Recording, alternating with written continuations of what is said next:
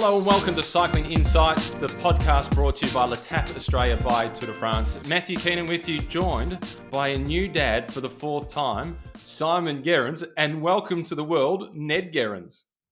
Yeah, that's right. We had a new addition to the family, Matt, last week, but great to be here again. Really looking forward to 2021 and getting this podcast series going again. And we've got so much to talk about. Another person who became a parent recently was Wout van Aert. He became a father for the first time. And my favourite tweet in response to that was somebody posted WVA1 MVDP 0. Yeah, or Van maybe der that. Poel versus Van Aert continues. And actually, I noticed there was another new father, Luke Rowe. I think had another addition to their family as well, and at a very similar time to and myself. So plenty of babies coming along. We'll keep an eye on their progress. Importantly, today we're going to have a look at some of the things that have been making news throughout the pre-season / the off-season. Big one, the move of Marc Hirschi across to UAE. And I want to get your insight, Simon, on the role of a manager in making that move. I've been fascinated by the amount of attention Chris Froome has been getting. Understandably, his first training camp with the Israel Startup Nation. We'll have a look at the TDU replaced by Santos Adelaide Cycling Festival. I love that there is an event happening. Training camps, your insights into training camps. We'll catch up our chat with Spratt. She's over at the Bike Exchange training camp. I have to get used to that new name. We're going to have a chat as well to one of the rising stars of the future, Luke Plapp, who rides with the Inform team, a team that you're doing some work with, and is a big chance for a medal at the Olympic Games in Tokyo, if they go ahead, fingers crossed.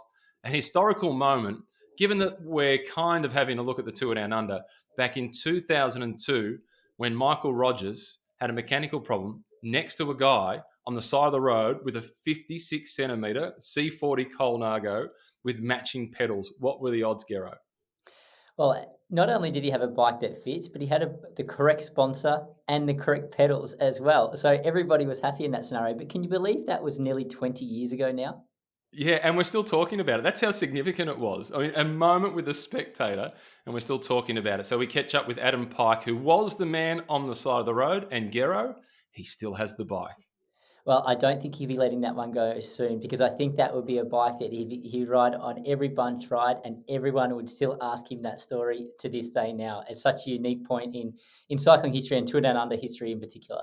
Yeah, it was absolutely huge. So, to the talking point, well, the one that has caught my attention the most in the past week has been the move of Marc Hirschi away from the team that we knew as Sunweb, it's now DSM, and across to UAE.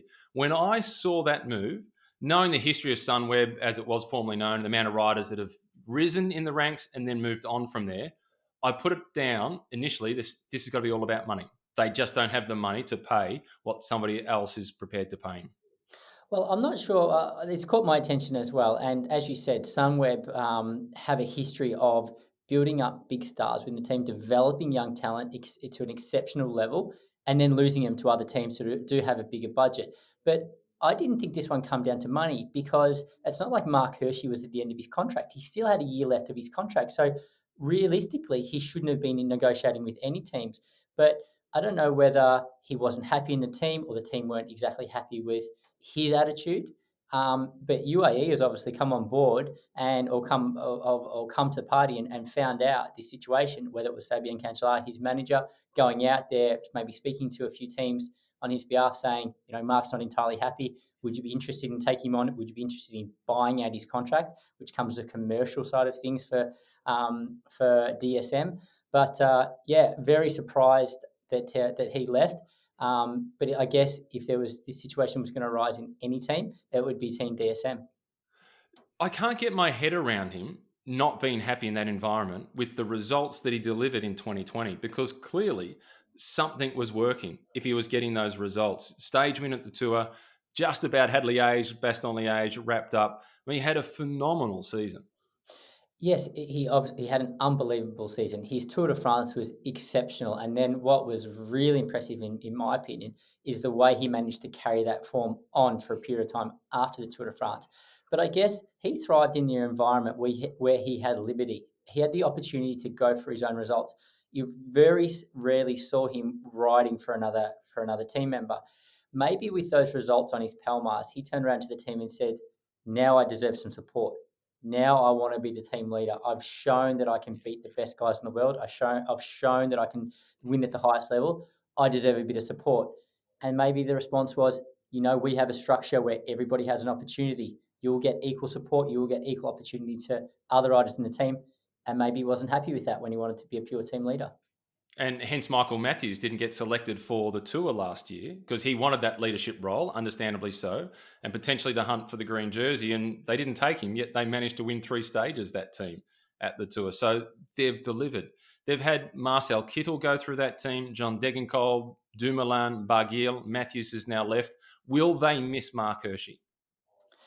Well, I think it's pretty safe to say they're not going to be able to replace him at this point in time. They will have a spare rider, a spare spot on their roster for a new rider, but there's no way they're going to find a rider of Marc Hirschi's caliber on the market now. In fact, nobody's on the market. We're at the start of a brand new year, so they might have a few more euros in their bank account as a bit of a contribution from Team UAE, but they're definitely not going to be able to replace Marc Hirschi at this point.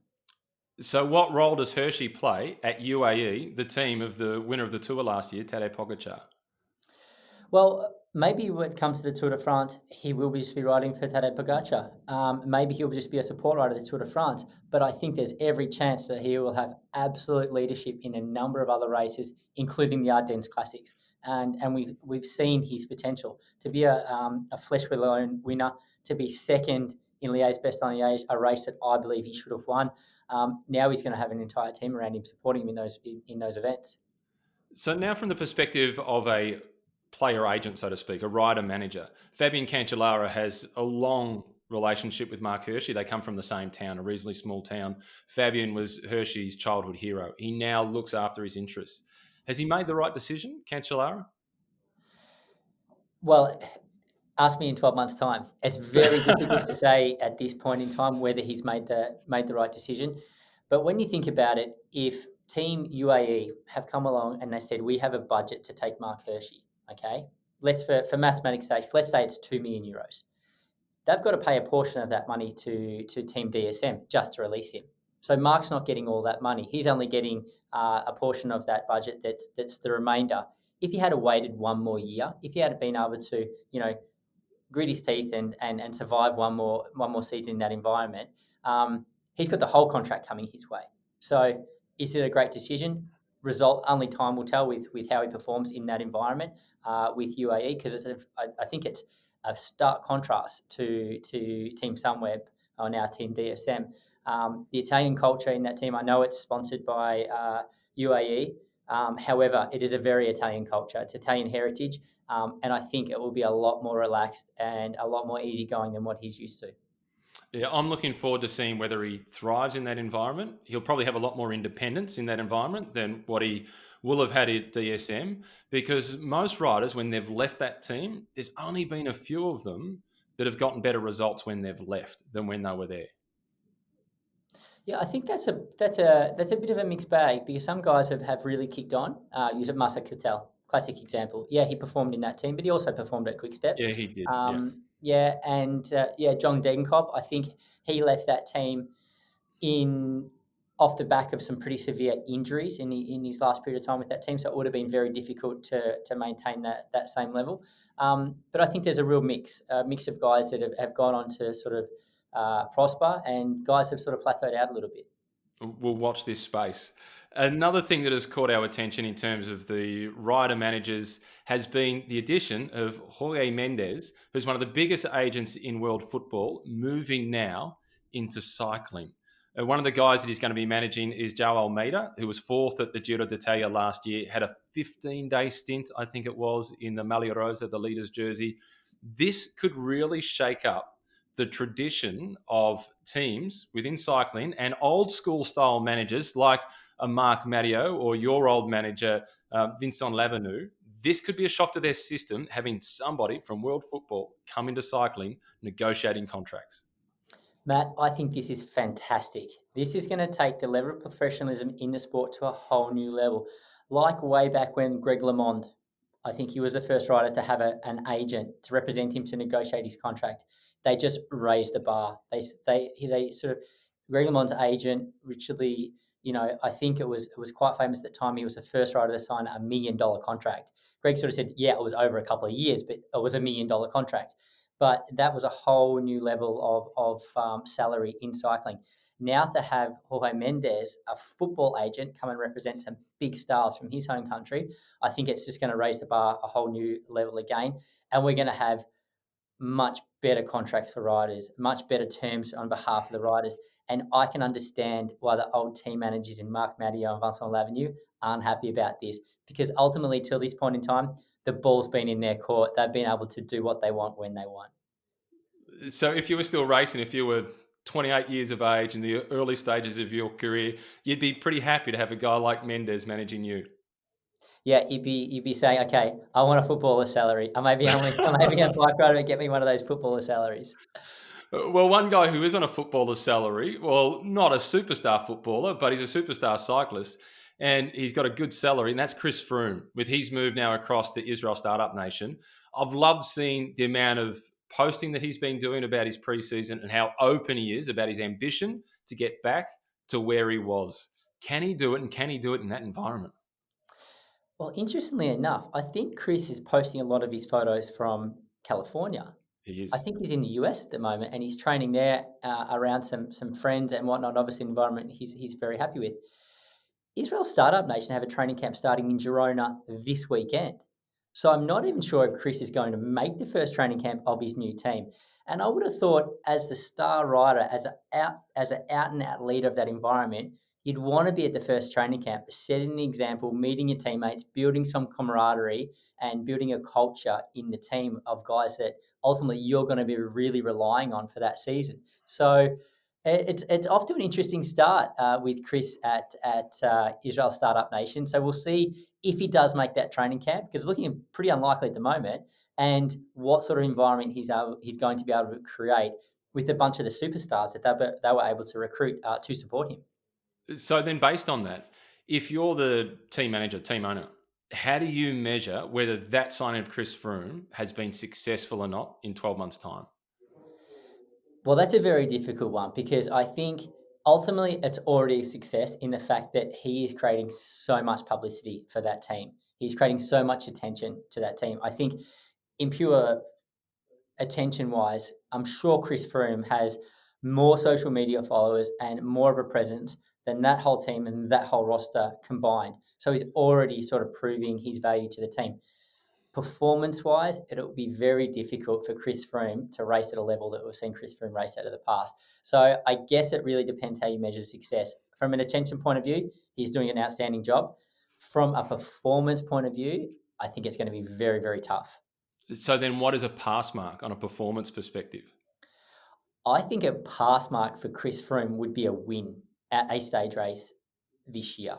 Whether that was Winning a stage race or winning a stage? a stage race, whether it would be a Paris-Nice, a Dauphiné, uh, Tour de Suisse, something like that, I find it very difficult to imagine him winning a Grand Tour. But I think success for Chris Froome would be winning a stage race and beating all his old teammates at Team Ineos.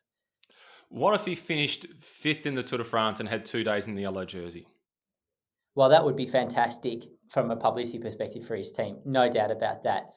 But as a level of where we've seen Chris Froome perform, I think in his eyes he'd be happy to get those sort of results, but he wouldn't be satisfied because Chris Froome is a winner. Yeah, he is a winner. But from my perspective, given his age, and more importantly than his age, the injury that he's continuing to claw his way back from, if he was to finish fifth at the tour, I'd say that is a fantastic result. Yeah, but not for him, not in No, his not for eyes. him. No, Yes, no. I would But agree with you. I would I'm agree with you normal. I'm first. not Chris Froome. I haven't won the Tour de France 4 times. Hey, I would have loved to finish fifth in the Tour de France as well. A But lot of people would. yeah, I think that would be an outstanding physical performance, and it's so far. He's come so far from those basically nearly career-ending injuries that he had at the Dauphiné a couple of years ago from crashing the Dauphiné. But yeah, in my eyes, Chris Froome, anything but a win is not success. Yeah, I can't wait to see it at the tour. The defending champion, 14 years younger than the 4-time winner.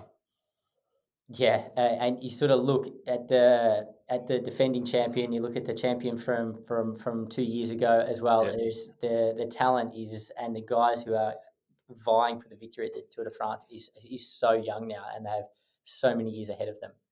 Yeah, they have. And lots of them are at training camps. As you've mentioned with Israel Startup Nation, it's due to start shortly. So when you're going to a training camp, what's the team trying to achieve?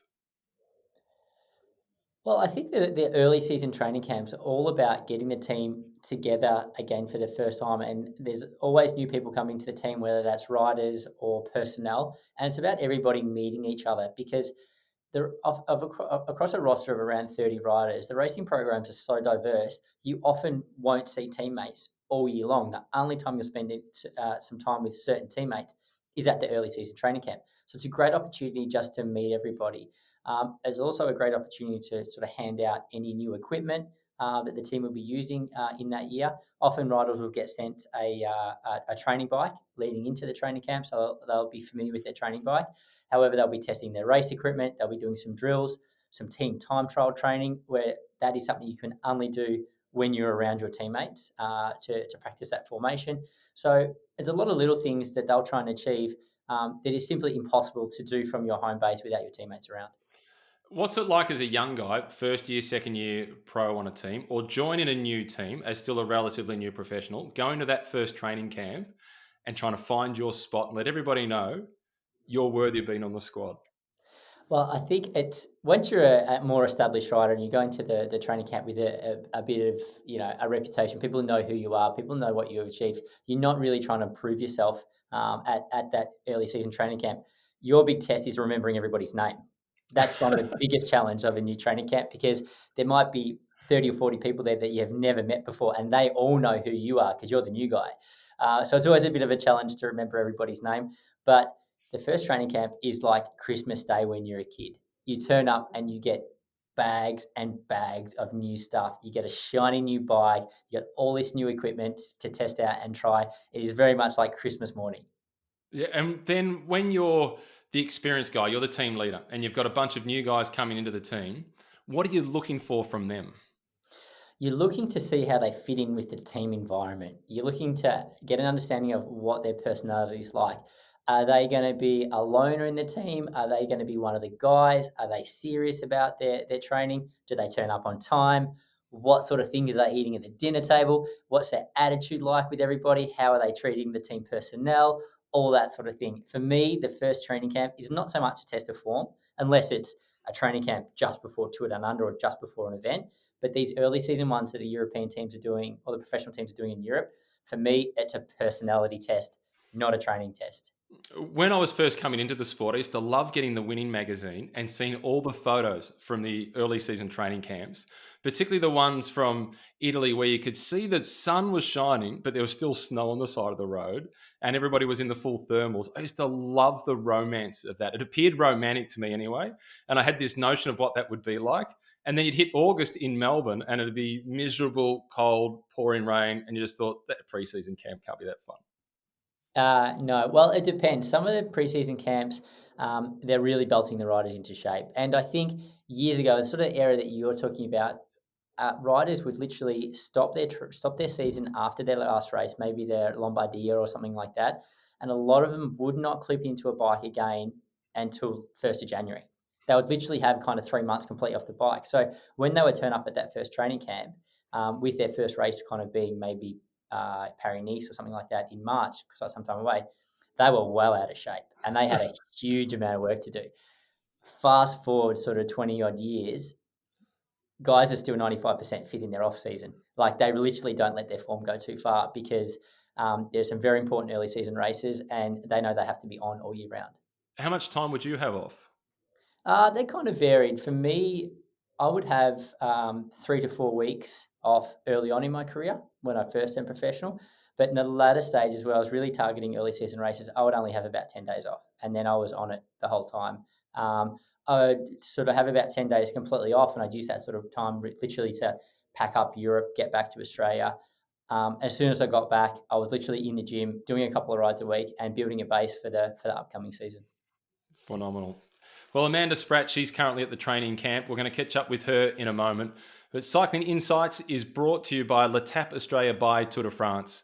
Tapp Australia is the only Tour de France event in Australia and provides riders of all levels with the thrill of riding on fully closed roads, just like at the Tour. I've been part of the event since 2016, and it's always a highlight of my season just after the Tour itself.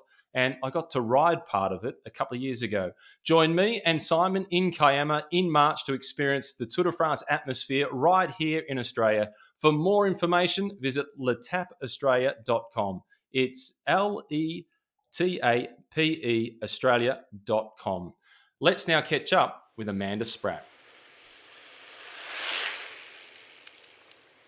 It's now time for our regular chat with Spratt, and Amanda Spratt is in Spain getting all of her cooking done by a chef, her cleaning done by somebody else. She's on the Bike Exchange training camp, or is it a holiday camp, Amanda? I prefer to call it a training holiday, but yeah, I'm enjoying it. Yeah, like you said, I put my dirty laundry out and it magically appears an hour later, all nice and clean, from thanks to our great staff. So no, I'm here in Spain, just south of Valencia, on our first sort of big team camp. We didn't get to have one in November, so it's exciting to get here and start getting some Ks in with the other girls. From a team perspective, as a marketing exercise, it's also a really important camp. As you mentioned, you couldn't do the one in November. New name for the team, Bike Exchange, new bikes with Bianchi. I imagine there's been a lot of activity, a lot of smiling for photos, a lot of things happening around the new names associated with the squad. Yeah, exactly. Like, yeah, it's really exciting to have Bike Exchange on board as our big sponsor now and the big change in kit. And yeah, I personally love the new kit. I think it's really nice and fresh. And yeah, we've got our new Bianchis. I was just at the velodrome yesterday with Anna. We were doing our aerodynamic testing on the new TT rig. So that's been exciting. And just, yeah, I think, yeah, you see the kit online, but then you have everyone together in person and in real life. And it's really looking good, and you sort of go out a little bit more excited once you're all together as well. Whether the new bike is better than the old bike or equal to the old bike or whatever it is there something energizing about just being on a new brand, on a new bike? Yeah, it's exciting, and I think I mentioned it previously that, like, yeah, the last time I raced a Bianchi was in the national team, so I kind of feel like I'm going full circle back onto a Bianchi, and even just to see how much it's come along since I did yeah, used to race on it. So, and yeah, I think like the colors of it, it's been built and painted especially for the team, so that's just really exciting. And when you look out the window in the morning and see, I think we've got about 30 riders here, 30 beautiful Bianchis sitting there. It's Yeah, it's really cool to see. 30 riders, that's a big crew that you've got there. I imagine that it's bigger than what it normally is because there's a whole bunch of the Australians in particular who have stayed in Europe instead of coming home. Yeah, exactly. Like, so pretty much every single rider that's still in Europe is on the camp. And at first I thought I was going to be one of the only Aussie riders here, but then I realized actually a lot of the Aussie men's riders have stayed in Europe as well. But yeah, it's a little bit strange for me because I'm flying the Aussie flag for the women's team. I'm the only Aussie rep here, so I'm trying to, yeah, be quite not use too much Aussie slang. I've had a few blank stares, but yeah, trying to put in a few words here and there. Don't go with the Roman slang because that will really get people confused. If you're referring to your hair as Warwick Farms or something like that, you're going to get in real trouble. In Exactly. terms of the way the riding's working, how do you split it up? Do you ride with the men or the women ride separately? How's that all work? Yeah, so we've got a few different training groups at the moment. So I think the men's group, they're split into two different groups, more climbers and sort of sprinter classics group. And for the women, we've got 7 riders here at the moment. So we've been training as one group, and we head out sort of 10:30 each day. And we're doing a lot of volume on this camp. So I think in 10 days, I'm getting 52, 53 hours of training in. So it's really, really big volume. And yeah, the last couple of days I'm going to do that with the men. So I think I have a 6 hour and then an 8 hour ride to finally put the nail on the coffin to end the camp. So I'm probably going to go home and sleep for a few days after this camp. But An there's nothing like 8 hour getting, ride. yeah, yeah. I'm hoping the boys will tow me around. So fingers crossed I can hold on. But yeah, there's nothing like getting to know your new teammates than doing a ride like this. So, do you pay much attention to what the other teams are doing? Because they're all got training camps at this time and in a similar area to where you are. Yeah, it's really funny actually. I was messaging with Elisa Longo Borghini just yesterday. We were laughing and saying, yeah, it seems like the whole peloton are in this region at the moment. We could easily just organize almost a race. Like I think the only team not here is Movistar, who are much further south. So it's been funny. Most rides we go out and we see at least two or three other World Tour teams on the road. So it's funny to wave at people and think, oh yeah, that's right. You know, that rider switched to that team, or oh, that's the new kid of that team. So it's a bit funny, yeah. So the only World Tour team that you haven't seen in Spain is the main Spanish team. Exactly, who have, ventured far south to avoid seeing anyone else. But- So you're missing the Australian Summer this year for the first time, and I've seen your post recently about the national championships and not going back to Buninyong. Does it feel strange? Yeah, it feels really strange. I think it's kind of yeah, it was sort of hitting me last week when I realized, oh, okay, yeah, this is sort of 1 year since I won the nationals, and now people are starting to talk about the tour down under. So it does feel strange, and I mean, yeah, I'm also missing just feeling the warmth and the heat of the summer. But yeah, with all the racing coming up, I'm starting to feel a bit sad that I'm missing it. Still happy with my decision to stay here, but yeah, there's always, I love racing in front of a home crowd and our sponsors, so that will be a bit sad. I think that there's going to be a huge amount of pressure on your teammates, the Bike Exchange team, and any of the World Tour riders who are participating in well, not the Tour Down Under, it's called the Santos Adelaide Cycling Festival. Let's take Grace Brown, for example, who really shone at the end of last season. If she wins the event, it will be a case of, yeah, well, she should have. If she doesn't win, it's going to be almost a bigger story. Or if it's not somebody from the Bike Exchange team, it's almost going to be a bigger story. Yeah, yeah, and I think you're spot on, and I think, I mean, that's the tough thing sometimes about being a world tour rider and then racing this, and also, yeah, let alone the fact this year the season finished so late, like we didn't finish until November, so I know for a fact that a lot of my teammates are, they just can't really peak for this in the same way that they used to, so yeah, I think there's going to be a lot of pressure on them. But yeah, I hope that they can handle it and come away with a good result. But I mean, it's also a fantastic opportunity for the Australian domestic riders to be able to really, have a really good crack. And we have, yeah, such a strong group coming through in Australia. It's going to be exciting to see, I think. Yeah, there's a few young riders who I'm really looking forward to seeing in action. Obviously, Sarah Gigante is super well known. She's probably going in equal favourite, maybe slightly ahead in terms of favouritism of Grace Brown. But then the next group of riders like Neve Bradbury, who's just won the scholarship through the Zwift Academy program, Ruby Roseman Gannon, who was really starting to shine last year. I'm looking forward to watching them in action, and you'll be able to watch it from afar as well without the pressure of having to try to beat them. Yeah, I must admit, I'm sort of, I'm obviously very sad to miss it, but I'm also a little bit happy that I can just sit back, relax, and scream at the TV rather than experiencing the whole thing. But like you said, yeah, I think Sarah Giganti, I think she is 100% committed to trying to win nationals to win TDU. So I think she's going to be in absolute peak condition. Yeah, same with Nev Bradbury. I'm really, really excited to see how she's going. I watched the Zwift finals and I was really excited to see her win that contract. So yeah, I think it's going to be exciting. I was really happy to see her get the contract as well because I did a Zwift event earlier this year. It was one of the handicap events, and I was in the same group as her. And her and I sprinted for about 13th or 14th position, and she absolutely trounced me. And I used to race with her dad. Her dad and I are about the same age. And I messaged Hayden afterwards about it's been one thing getting beaten by you. I'm now getting beaten by the next generation of Bradburys. So my ego was smoothed over a little bit when she won that contract. Yeah, kind of makes you feel a bit better, doesn't it? When you know, okay, actually, she's world tour quality now, so makes it But a just little bit easy to swallow. getting beaten by one of the kids of a guy that used to beat you, Spratty. It's one thing to be beaten by one generation, but the next one as well. It's a tough pill to swallow. You might have to start getting used to it. Yeah, the older I get, the slower I get it as well. So what's the first race on the calendar for you? We did talk about it last time, but I'm wondering if anything's changed. Yeah, so the first race now, we won't be racing Tour of Valencia. So the first race for me will be Het Nieuwsblad in Belgium. So I think it's about 6 weeks away now. So it's everything's really on track for that. We've got this training camp. I'll then have sort of an easy week, and then still going up to Sierra Nevada for an altitude block before the racing starts. So now I'm sort of really looking forward to getting stuck into it this year. Well, when you get up to Belgium for Het Nieuwsblad, that is when you'll really miss the weather in Adelaide. I know, I know. Although I must say, it's been very cold in Europe, and I've spoken to a few riders who have told me it's been particularly cold this winter compared to other ones. Which, yeah, I thought, oh, great, trust it to be this year. But I'm hoping that will help me a little once I get up to Belgium. I'm sure it'll serve you well. Spratty, enjoy the rest of the camp. All the best with that 8-hour training ride. And we look forward to seeing the results come through once you start racing again. Thanks, Matt. So, Gero, Spratty's in the middle of the training camp after what has been a bizarre season in 2020, and it's shaping up as potentially a bizarre 2021. And it's Christmas, as you made reference to before. She's got a whole bunch of new kit and a new bike.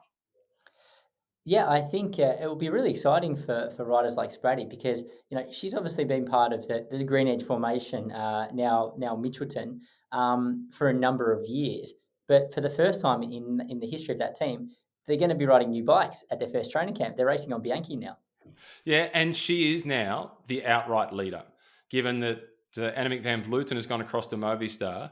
And I think, she's proven her ability on the bike and she's got the maturity. She's got everything right to be a great leader for that team. Yeah, absolutely. I think it's a really exciting prospect for Spratty to go in as the sort of the leader in the big races of the Mitchelton team. However, she's approaching the season a little bit differently this year. Normally, she'd be competing in the Tour Down Under, where this year she's got to approach the season from Europe. So she's not got the good weather. She's not got a intense block of racing to start things with. So she's going to have to rethink her approach a little bit. Yeah, and fingers crossed, everything goes smoothly and she gets to go to Tokyo and the Olympic Games actually go ahead. Now, I want you to cast your mind back to stage 5 of the Tour Down Under. I think it was stage 5 or thereabouts of 2002. Michael Rogers was with the Mapai development team, but riding the Tour Down Under as part of the Australian Institute of Sport team. And he was up the road, breaking away. Your old coach, Dave Sanders, was his sports director, and he had a mechanical problem. Well, funnily enough, Matt, I was in this race. But yeah, needless to say, it was a key stage and they're at the front of the race, vying for the win. And I was probably sort of back in the peloton, really finding my feet at that stage. But hearing what had unfolded that night in that stage was just was purely, it was unbelievable for him to be in the winning move. I think it was on maybe Mengler's Hill or something like Yes. that out in the Barossa in the winning move and then have a mechanical problem. His team car wasn't behind him. No sooner as he pulled up, he looks around, there's a spectator out there with a bike for him ready to go. And that spectator from Chelsea, from Mount Martha, was Adam Pike, and here he is now. Well, Adam Pike, thanks for joining us on the show. It's incredible to think that incident that just happened of natural causes 19 years ago is still being spoken about today. Yeah, I can't believe it. In all honesty, I didn't think it would have that impact on the day, let alone what impact it has even so far out, where people I meet now sit there and say, "Oh, did you hear about this?" or "Do you know this person?" And I have to sit there and bow my head and say, "Yeah, that was me." Yeah, I am that person. So take us to the moment, you're roadside. Michael Rogers is in with a chance to try and win the Tour Down Under as one of the youngest guys in the race. And just in front of you, he has a mechanical problem.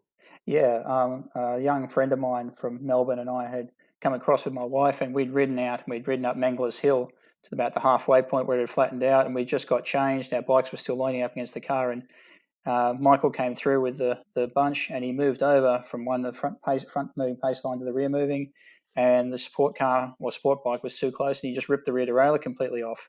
And you've heard this almighty crunching noise as the derailleur's ripped the back wheel to pieces, and he's got off and thrown the bike up and down and sworn and cursed and basically thought that was it. And I just turned and, like many people, I followed what's been going on with the pro bikes and this and that. Thought that's the same as mine. And the first thing I thought of was, hell, I got to give him bike. So I've just thrown it at him.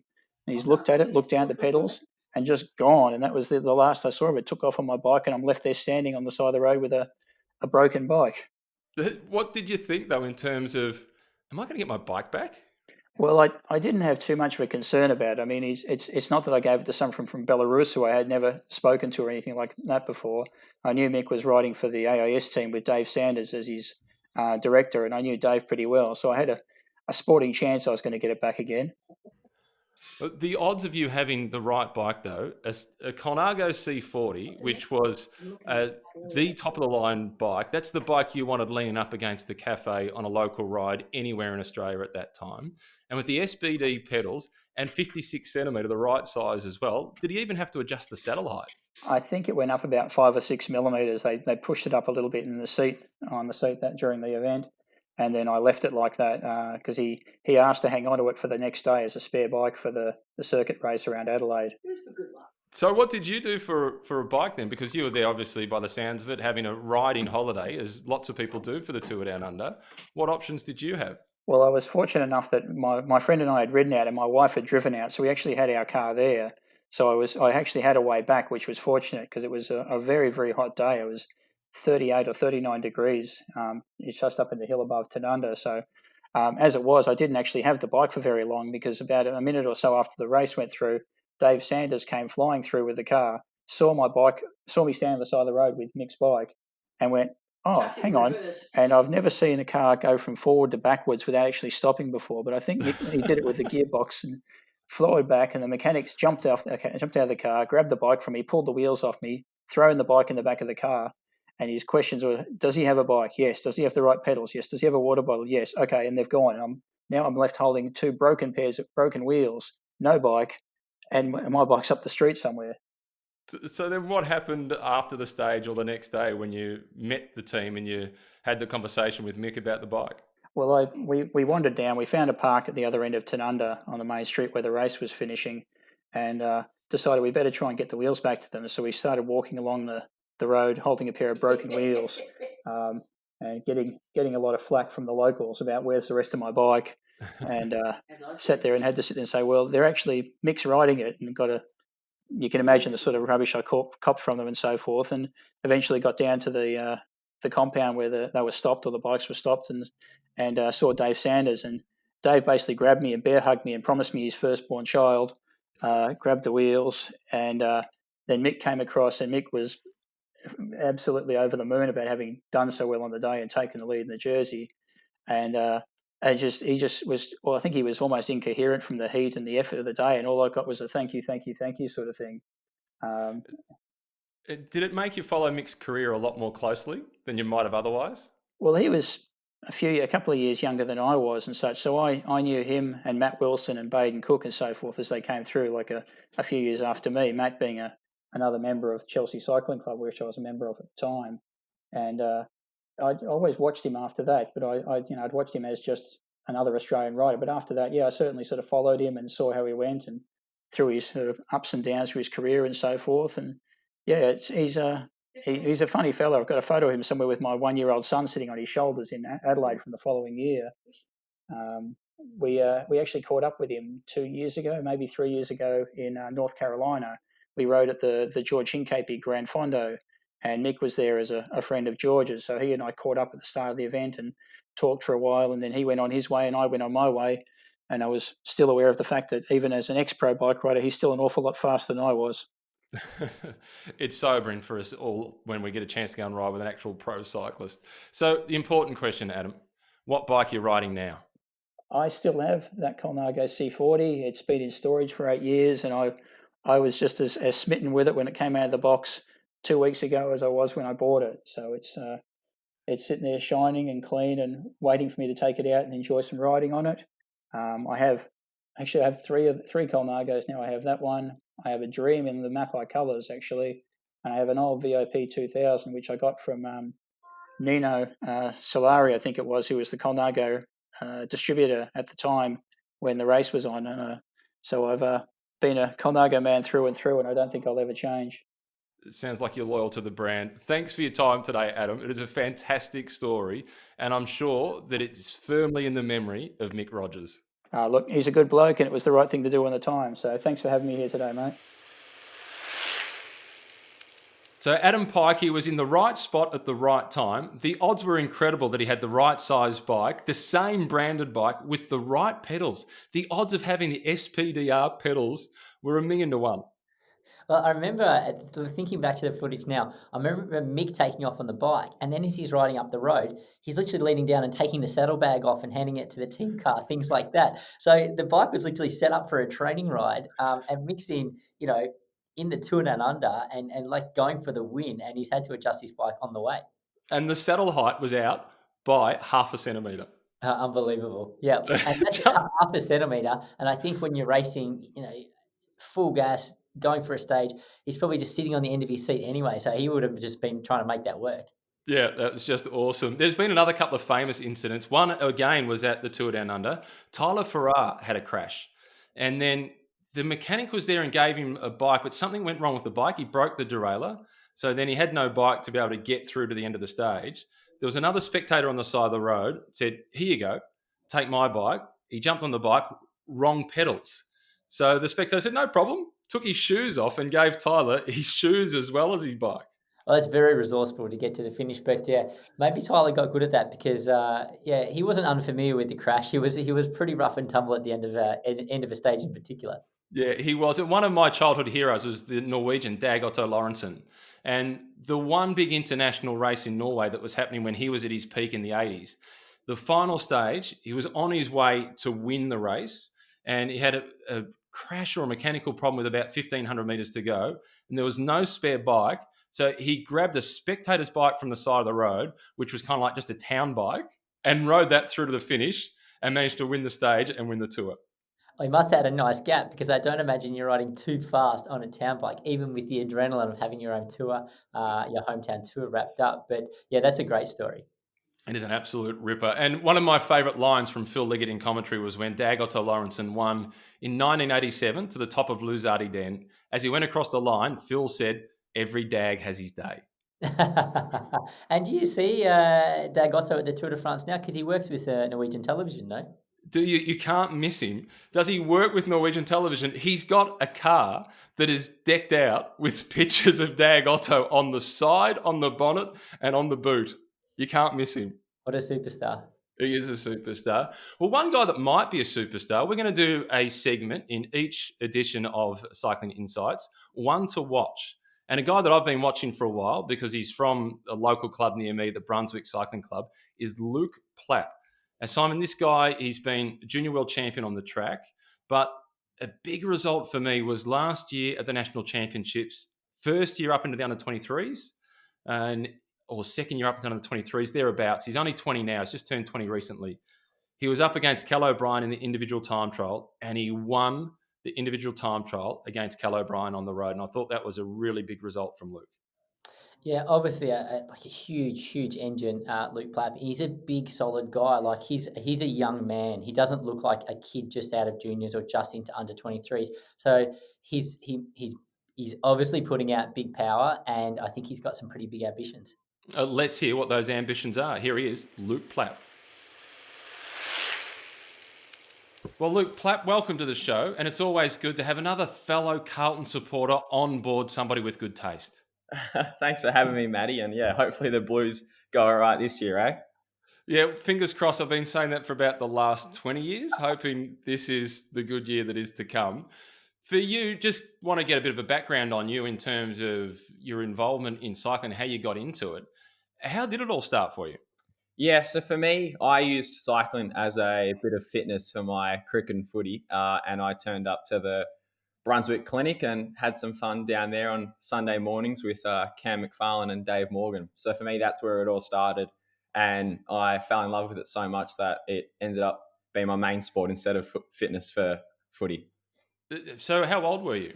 I reckon I was just turned 12 when I rocked up to Brunswick. Okay. How good were you at football?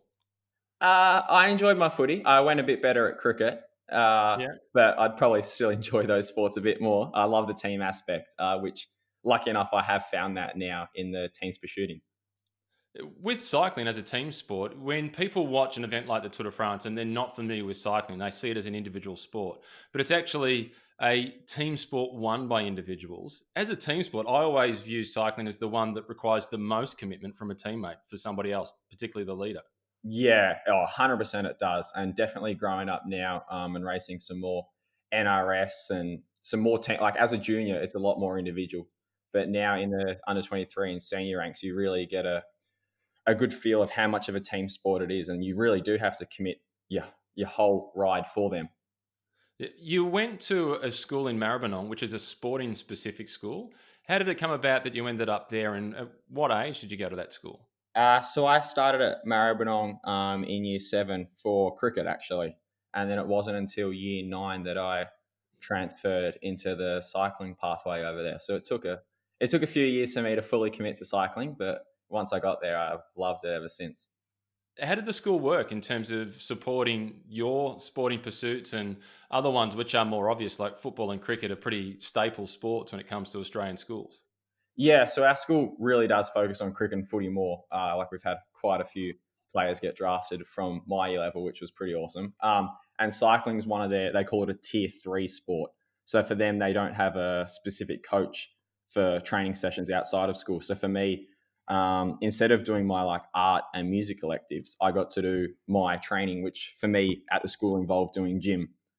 And then and if one of the electives was in the first 2 periods of school, I could rock up late to school and just say I was out on the road riding, which was pretty awesome to not have to wake up at 5 a.m. before school to ride, and I could get to school at 12. So you were doing pro hours before you'd finished high school. Yep, sure was. That's a fantastic start to it. In terms of your junior career, you went to the Junior World Championships and so on. And did you have confidence in your ability to make it to the next level at that point? I think after Junior Worlds was when I really did have that belief. I think as a junior, you turn up to Worlds and that's your first international competition. So you really don't know where you stand or how you're going to go compared to anyone else. But after I got a couple of good results there, I really did believe, and that was where I reckon you can see the pathway after juniors. It really becomes a clear pathway of where you can go and where you want to go. So for me, that was where I noticed it. A couple of good results. Can you clarify what a couple of good results means? Couple gold medals on the track in the Worlds, and then a silver to Remco in the time trial at Road. What was it like on the podium with Remco Evenepoel? Did you know his reputation at that point? It was quite interesting. So my coach then, Matt Gilmore, who is a Belgian, knew and had heard of Remco and reckoned he was in the papers every single day. But being an Aussie, I hadn't really heard of him that much. And there was always whispers, but I was like, oh, how good could someone really be? And I later on found that Matt was definitely playing it down and keeping it a secret to how good he was, because I crossed the line in that TT and I was like, I can't lose this race. Like those numbers, I didn't think I could lose. And then to get beaten by a minute and a half, I realized how good he actually was. But now you watch what he's achieved. Last year, 2020, he won every tour that he started. They were 1 week tours, but he won every tour that he started. And sure, he did beat you by a minute and a half, but it must give you some confidence that you're not far off the mark. Yeah, it was heartbreaking at the time, but I think now looking back at it, it does show that he is one of the best going around. So it does give me confidence for when I hopefully do go road that I won't be too far off the mark for sure.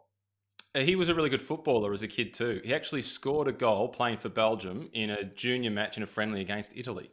Yeah, I did hear that he played soccer before starting cycling. Yeah, so you've got that in common. You might have to get him on the AFL field and you could shirt front him, maybe try and just sort him out a little bit, take a bit of the power away from his legs. Yeah, a bit of hip and shoulder, I reckon. We've seen his resilience with the way he's bouncing back from the horrible crash that he had in Lombardia. He's certainly going to be super entertaining and exciting to watch. For you, last year was a really big year, even though it was a frustrating year. I was super impressed with your win in the individual time trial at the National Championships in the 23s ahead of Cal O'Brien. Yeah, for me, last year, it was awesome that we have nationals early in the year, so that wasn't interrupted. And that was quite a big goal going into the year, and it's always good to have a bit of friendly rivalry with Kel. We're now both in the track team, so we trained together for that race, and we rocked up to the race knowing it was probably going to be one of us that got up. So it was nice to have that rivalry, but also at the end of the day, we were happy for each other. What was the time gap? It was so the first time check, I was up by 5 seconds. Then the second time check, it was a dead heat. Then the third time check, he was up by 5. And at the end, I got back up by 14 and won by 14. So it was such a yo-yo of a race. Yeah, it was one of the better time trials I've ever commentated on because we were at the finish line and we're just we're not seeing you. We're just getting those time splits, and how tight it was fantastic. And then you got the call up to go to the World Championships on the track for the first time as a senior in the team's pursuit. Yeah, it was unfortunately Kel broke his collarbone at TDU a week after Nationals, so I replaced him at the World Championship for my first Elite Worlds. And we went there feeling pretty confident in where we were at and tracking well towards Tokyo, but we did get a bit of a reality check almost to where we stand. And I guess we got to see a lot of world records fall in both the men's and women's. So it's awesome to see the world rising. And it's been a blessing in disguise for us because we've really used that as some motivation. And I think we're moving pretty well now going forward to Tokyo this year. And how's the preparation coming along in terms of the emotional preparation, having to hit the reset button? And now there's still a lot of uncertainty about how this year will work, but I'm fairly confident the games will go ahead. Yeah, there's definitely is still a lot of uncertainty. And I think we've all tried to make a conscious effort not to watch the news as much just because it's all they talk about lately, and it does get you a bit worried. Yeah, it's not the 6 o'clock news; it's the 6 o'clock COVID update. Yeah, it's just every single day you get an update of what's going on in the world and how bad it is. But hopefully, the Olympics is what can bring the whole world back together and unite everyone. But now the prep is going super well. We've started our track block again this year, so we had a good break over Christmas, New Year. We did a bit of road up in Bright, which was awesome. But now we're all back in Adelaide training, so it's 200 days just recently gone, so it's not long to go considering you take a few of those weeks away as a taper. There's not that many weeks to go of training left. The countdown is on. What's your biggest cycling dream? Olympic gold, participating in the Tour de France, winning stages, challenging at the Tour de France. What is it? What do you dream of? Olympic gold's always been the dream for me, but as well, I've always dreamt of winning time trial elite worlds on the road. That's been something that I've always wanted to achieve, and probably my biggest goal after hopefully we can tick off the gold medal at Tokyo this year. My biggest goal would then be elite TT worlds. So, how do you see making that transition? Hopefully I can get into a road team, whether it's a Conti development or World Tour team post Olympics, and then I guess work up from there. It'd be awesome to race the Road Worlds in Wollongong in 2022. That'd be a pretty unreal experience, and I'll still be under 23s there. So it'd be awesome to hopefully have a good result in your hometown. And then after that, I guess I'll be elite. So work up from there. So, if you have the ambitions to win the individual time trial at the Elite World Championships, you've got to have other ambitions on the road as well. Because to be that good against the clock, you're going to be good elsewhere on the road. What are the other hopes and dreams for you on the bike? I'd love to just be a team player as well, with the other boys or whoever are in my team. Like I right now riding with Sam or the other boys and leading them out. Like I love doing that.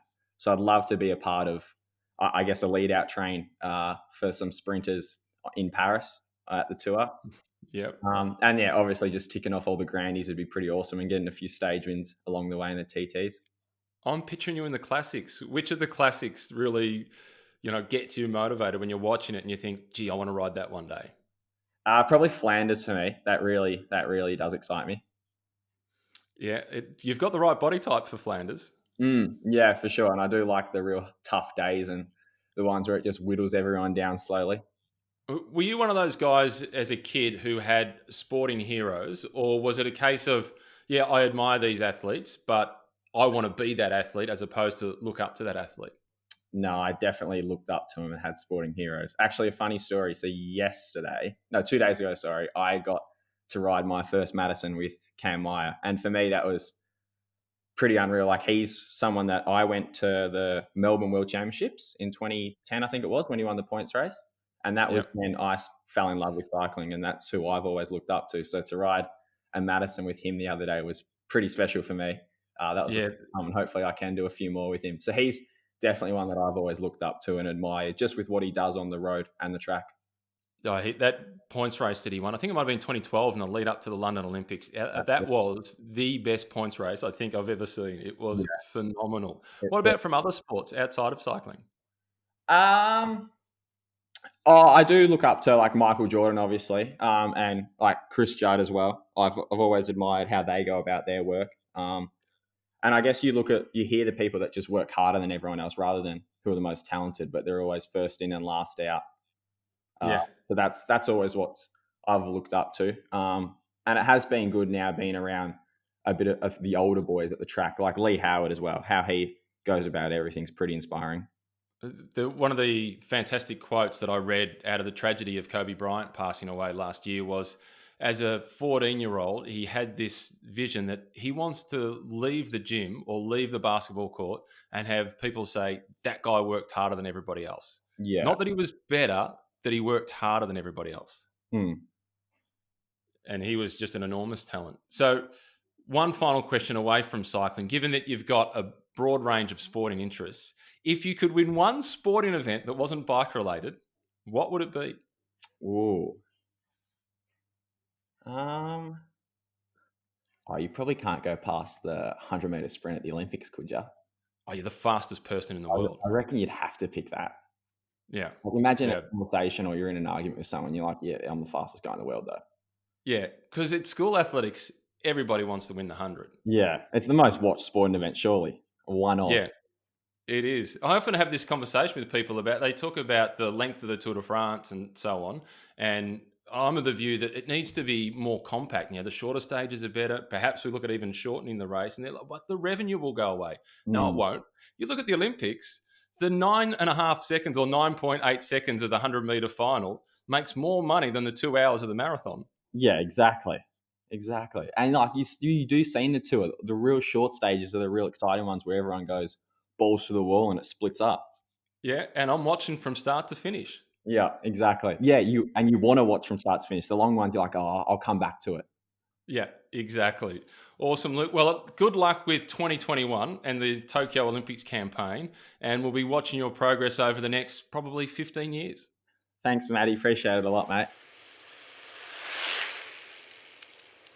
Simon, what I found interesting about that chat with Luke was how specific some of his ambitions were, such as trying to win the individual time trial as an elite at the World Championships, and then talking about being a lead-out man to help somebody else win on the Champs-Élysées in Paris at the end of the tour. Well, one thing that has sort of I've become aware of recent times is these young guys that are coming through and really performing at the highest level. And I've been asked the question a number of times, why are these guys so good from such a young age? And what I can put it down to is quite simply the data that they have available to them. A guy like Luke Plapp, he would have been training with a power meter for probably more than 5 years now. For myself personally, I never got a power meter until I was second year professional, just because they weren't that readily available. Now they are. So Luke Plapp is going to have coaches saying, listen, this is your power profile. These are the events that you can be good at. And this role specifically is something you could excel at a professional level. So they've obviously identified time trialing, but he must have the ability to put out big numbers for an extended period of time, which ultimately makes him ideal to be a lead-out man as well. And so if he's identified, okay, I've got the power to be a lead-out man, what is the ultimate role for a lead-out man? It's to lead out the winner of the Champs-Élysées at the end of the Tour de France, and that's what he wants to do. So for the numbers nerds, and I count myself amongst them a little bit, what are we looking at? Because a guy like a Marcel Kittel or Andre Greipel, they would be close to 1,800 watts in a sprint. Caleb Ewan is up near those sorts of numbers, and he's a lot lighter than those guys. But I can't imagine Luke is producing that sort of power, but he can obviously sustain a pretty high level for 20 to 30 seconds.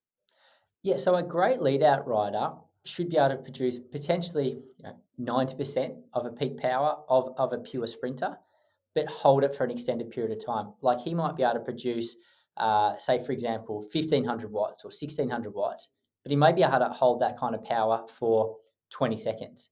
Whereas your out-and-out sprinter, your Andre Greipel, your Marcel Kittel in the past, they might have been able to produce 1,800, potentially close to 2,000 watts, but it might only be for a 5 or 10-second period. So they can get those big high numbers to get a big maximum speed when they come off their lead-out guys, or they blast out of the bunch, but they're not holding it for long. Whereas a lead-out guy, not quite such high numbers, but for extended duration. My first ever car was a Mitsubishi Sigma, and I don't think it could hold those sorts of numbers for 5 seconds anyway. Would have been good for motor pacing. I bought it off my sister for $500, and I think she ripped me off. What did you sell it on for? 600. Yeah, exactly. All right, so we're going to wrap up with the rapid fire questions, and you've got it started with power meters. So you didn't really start using them until second year pro. Power meter or riding just on sensations? What's your preference? Oh, there's a mix in this one. I hate to sit on the fence with these questions, Matt. You know I often do, but sensations are so important when it comes to recovering. You got to listen to your body. If you're not up to it, you've got to take it easy. But when it comes to doing those efforts, you've got to watch your power meter. All the training is prescribed to power these days from all the coaches. So power meter. I'm power meter all the way, more so for actually the recovery rides. Because I'm of the view that most of us that are just recreational cyclists, our hard days aren't hard enough and our easy days aren't easy enough. So sometimes you actually need the power meter to make sure that you are actually having an active recovery ride. That's it, mate. It's so far away. I remember a guy who wouldn't have as much as a computer on his handlebars for his bike rides. He would ride completely on sensation, and he wasn't interested in that at all. Who may have that been? I don't know who you're talking about, but he's gotten familiar with power meters in the last couple of years. Okay, I'm going to throw the next question at you, Matt. A CO2 canister or a good old-fashioned hand pump on your bike? Hand pump, hands down, because there's a fair chance I'm going to muck it up with the canister, and then I've got no way of getting home. Yeah, I'm with you. Oh, well, I was with you. You know, when I was out training on my own, out in the country, and you're out there for 6 hours at a time, and you're a heck of a long way from anywhere, and often without phone reception, it was a hand pump every day of the week. These days, I'm not venturing too far from home. I've usually got a mobile phone in my pocket, so I'm going with a CO2 canister. Okay, this is one you could have actually sat on the fence. You could go both. So you can have the canister and then get a really mini pump just in case you don't trust yourself. Oh, that could work. Yeah, I'll go with that too. Yeah. There's plenty of other people that go Uber. They go option C. So when you are on a ride, are you self-sufficient with your nutrition or do you rely on cafes, general stores, servo stops? Again, this is something that's changed over the past couple of years. I used to be very self-sufficient because I like to, constantly snack out training, and you'd want to have stuff in your pockets to get through your interval session or have a quick snack in between intervals, that sort of thing. These days, if I get hungry, I pull up, I find a cafe, or I stop at a service station. So these days, it's very rare that I take off with any kind of food in my pocket. I'm food in the pocket, and all my cafe stop is based on the end of the ride. I don't want to do a cafe stop when I've still got to ride home for another hour or 2 hours. I've got to have the cafe within 15 minutes of home. Oh, no, I'm stark contrast to that. If I'm that close to home, I want to go home, have a shower, get changed, and go and sit at a cafe like a normal person, not sitting there all sweaty from your session in Lycra. But you've now got 4 kids. Don't you delay the getting home to the amount of work that you've got to do? Well, that's a good point. That's a good point. I think the strategy there is actually ride as far as you can away from home, then have a stop, and then when you get the phone call, where are you? Oh, I'm still a couple of hours away. I'll get there as quick as I can, and then you make your way home again. You'll remember Agostino Giramondo, who was the sports director for a number of years at the Drapac team. He rode for Australia at the Worlds in 1990. He said that the best form of his life was after the birth of each of his kids. So he'd go out training and the group would turn around, they'd all go home, and he'd think, I could do an extra hour here, or go home and there'd be crying babies and pooing nappies. So he went and did the extra hour, had the form of his career the 12 months after his kids were born. Well, actually, I had a pretty good stint after my first two kids were born, but I don't think it was down to not wanting to be at home. I'm No, not sure what it is, but hey, when you think about that, what the heck is Wout van Aert going to do this year? he's got a busy plate. He's got everything on. He Let's certainly see how does. he goes. All right. Christmas time, roast turkey or barbecue lunch? Oh, yeah, barbecue lunches this year. Yeah, I Yeah. think in Australia, it's a barbecue lunch. It's hot. You're often outside, jumping in and out of the swimming pool, that sort of thing, and a barbecue lunch is the way to go. And turkey might be the most overrated meal at Christmas time that there is on the list. It's more of a Thanksgiving thing, isn't it? Yeah, it just doesn't register for me. No. Yeah. Okay, All the right, one to last go. one. The last one. For me, it's very Euro or Australian. Do you go Nutella or Vegemite by choice? Oh, I mean, this is barely a conversation. Nutella every day of the week. It's dessert for breakfast. You call yourself Australian? You're going Just Nutella? You're going Nutella? Mate, for me, it's Vegemite. For me, really? yeah, absolutely. Vegemite. Unless you're talking about for actually, on a dessert, which you're not going to use Vegemite. But let's talk about on toast. What are you going to have on toast, Nutella or Vegemite? Nutella? Oh, still. Oh, Matt, you lost me. Yeah, Nutella, absolutely. And my 8-year-old Connor, he loves Nutella, and he knows that Robbie has a lot of Nutella, and I'll say, no, Connor, there's too much sugar. You're not having Nutella for breakfast before you go to school. Robbie has it, and he was a better bike rider than you. It's the 8-year-old's comeback. Not bad. Yeah, well, he's got a point. Yeah, very good. Oh, well, Gero, looking forward to season 2021 getting underway. Yeah, likewise. And I look forward to touching base again when we've got some racing to talk about. Thanks for listening to Cycling Insights, L'Etape Australia by the Tour de France. It's the podcast of that great event. Don't forget to subscribe to the show on Apple Podcasts, Spotify, or wherever you listen to us. Leave us a review and recommend us to your friends. Please do that. It makes a big difference for the podcast. We'll see you on the road.